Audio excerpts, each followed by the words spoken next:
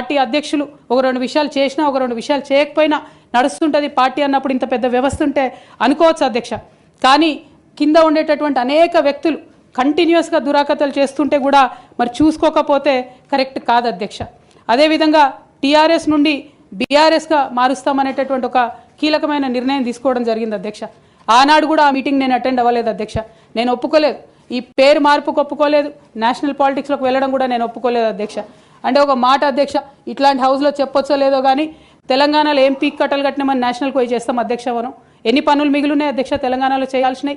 రెండు పెద్ద రివర్స్లో ఒక పక్క గోదావరి, ఇంకో పక్క కృష్ణ 1,89,000 కోట్లు ఖర్చు పెట్టినాం అధ్యక్ష. కొత్తగా ఇచ్చిన ఆయకట్టు ఎంత అంటే 14 లక్షల ఎకరాలు అధ్యక్ష. 1,89,000 కోట్లు అంటే ఎంత అధ్యక్ష? 1,00,000 కోట్లు ఖర్చు పెడితే 20 లక్షల మంది పేద ప్రజలకు ఇంటికి 5 లక్షలు వేసుకున్నా 20 లక్షల మందికి పేద ప్రజలకు ఇల్లు ఇవ్వచ్చు అధ్యక్ష మనం.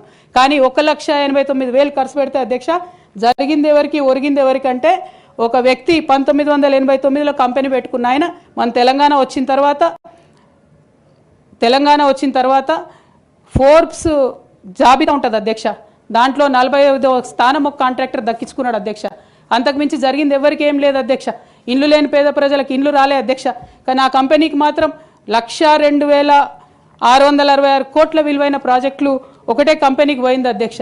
ఇది ప్రైవేట్ విషయం అని అనిపించవచ్చు అధ్యక్ష, కానీ తెలంగాణ రాష్ట్రం తెచ్చుకున్నదే ట్రాన్స్పరెన్సీ కోసం, తెలంగాణ రాష్ట్రం తెచ్చుకున్నదే అకౌంటబిలిటీ కోసం, తెలంగాణ రాష్ట్రం తెచ్చుకున్నదే ఇండిపెండెన్స్ కోసం.